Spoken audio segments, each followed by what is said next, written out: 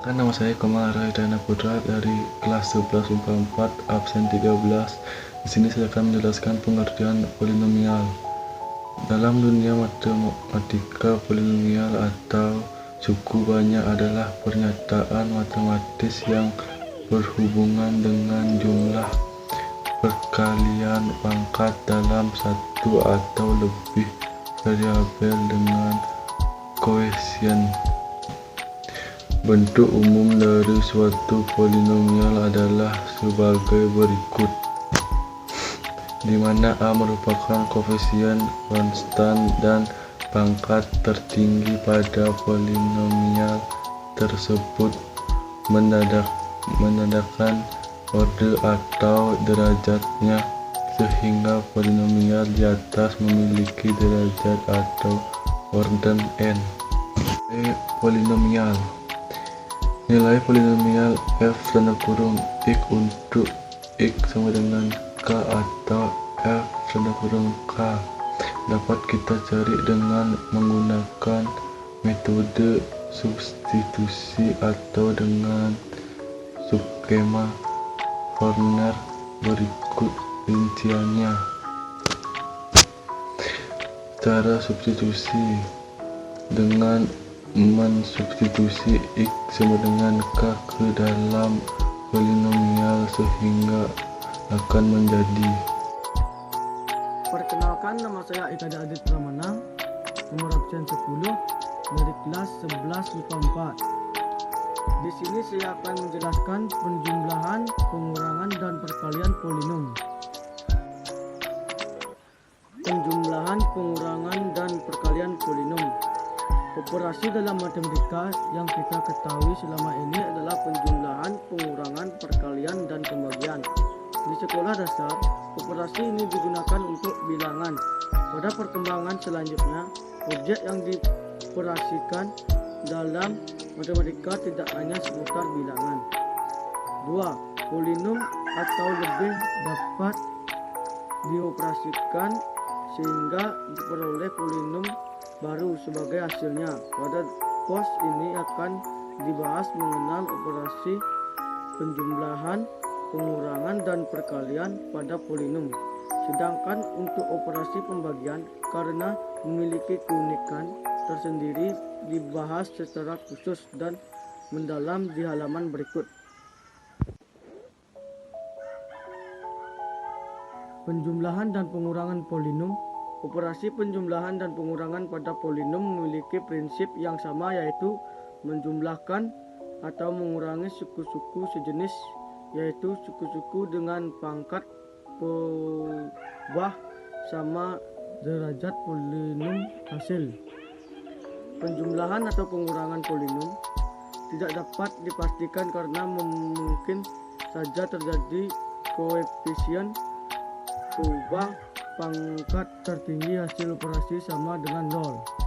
Sedikit tips jika melakukan pengurangan polinom, selalu ingat untuk memberikan tanda kurung pada polinom yang dikurangi. Perhatikan beberapa contoh soal dan penyelesaian berikut ini. Contoh 1. 2x pangkat 3 plus 4x pangkat 2 min 5x plus 7 plus x pangkat 3 min 2x pangkat 2 tambah 3x min 9 sama dengan 2 plus 1 x pangkat 3 plus 4 min 2 x pangkat 2 plus min 5 plus 3 x plus 7 plus min 9 sama dengan 3x pangkat. Contoh 2. 2x pangkat 3 plus 4x pangkat 2 min 5x plus 7 min 3x pangkat 3 min 2x pangkat 2 plus 3x min 9 sama dengan 2 min 1 x pangkat 3 plus 4 min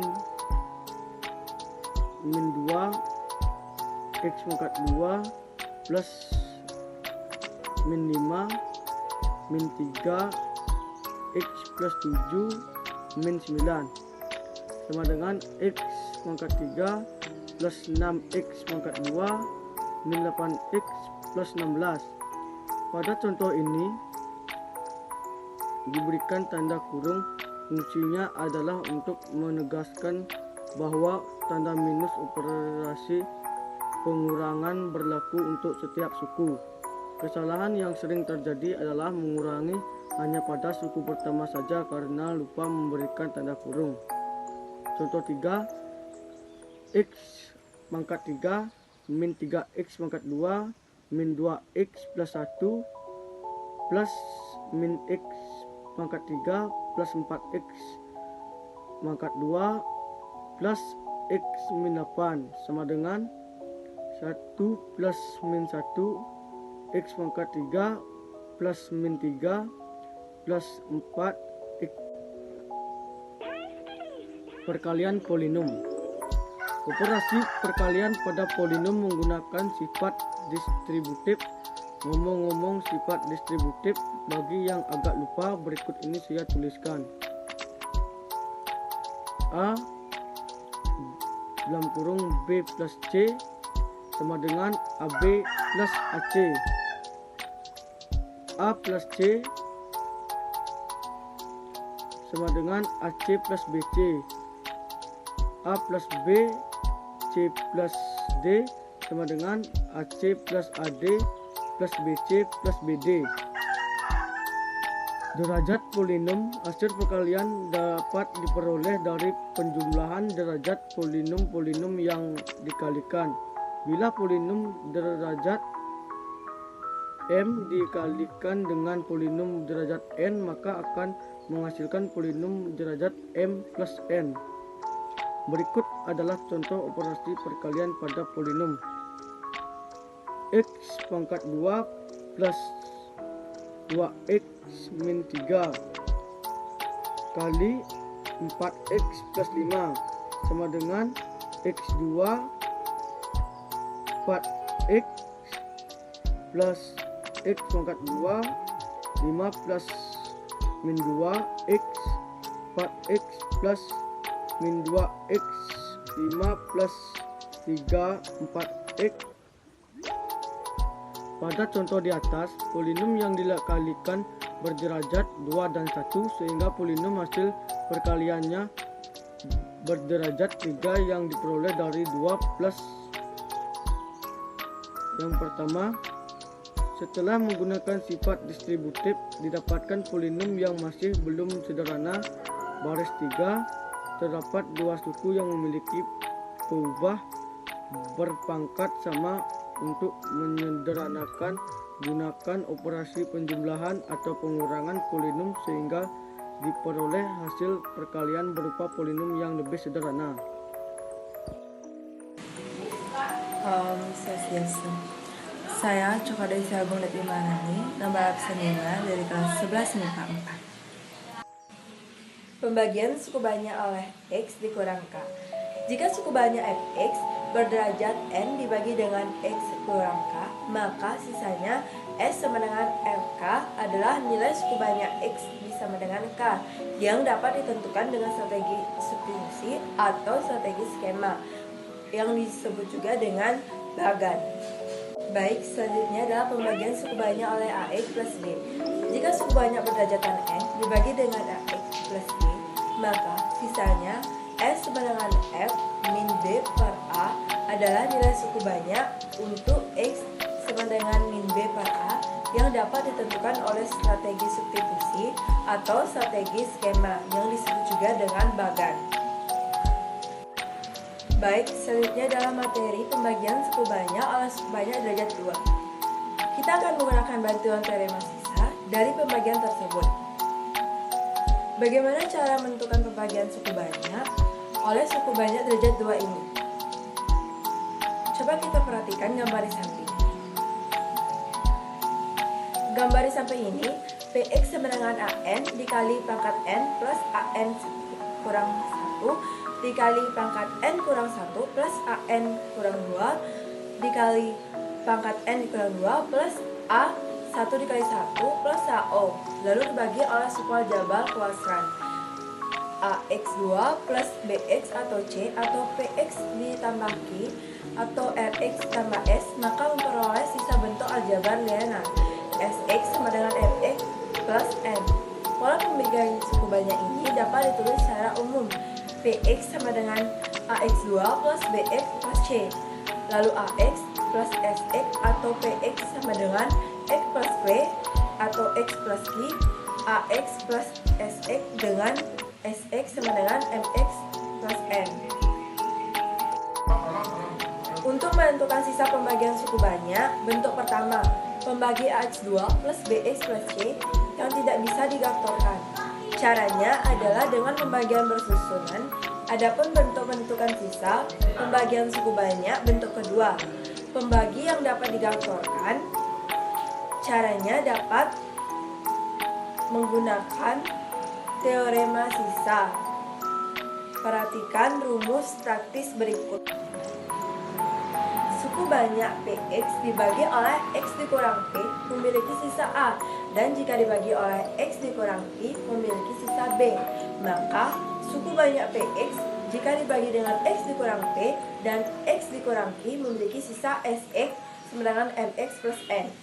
Ingat bahwa PX sama dengan SX, nilai M dan N dicari dengan sistem persamaan PP sama dengan SP plus MP plus N sama dengan A, sedangkan PQ sama dengan SQ plus MQ plus N sama dengan B. Om Swastiastu. Perkenalkan, nama saya Ana Agung Maulid Sinta Kiran Putri. Saya dari kelas 11 MIPA 4. Saya absen. Selanjutnya saya akan membahas tentang teorema sisa dan faktor-faktor dan akar suku banyak. Sebelum itu saya akan membahas tentang penjelasan materi teorema sisa. Teorema sisa adalah salah satu subbab yang perlu dipelajari dalam materi polinomial atau suku banyak. Pada materi ini, kamu akan melihat secara langsung sisa hasil bagi tanpa perlu melakukan pembagian lebih dahulu. Hal ini tentunya sangat bermanfaat karena kamu bisa menghemati waktu dalam mengerjakan berbagai soal. Selain itu, polinomial sisa pembagian juga bisa ditentukan dari bentuk polinomialnya.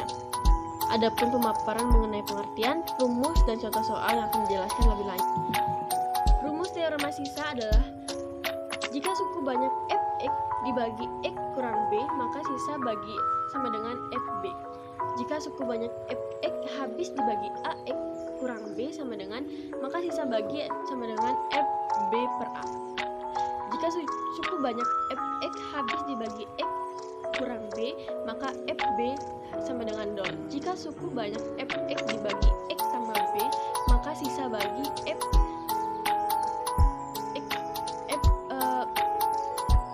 dalam kurung negatif b. Selanjutnya, bentuk umum teorema sisa.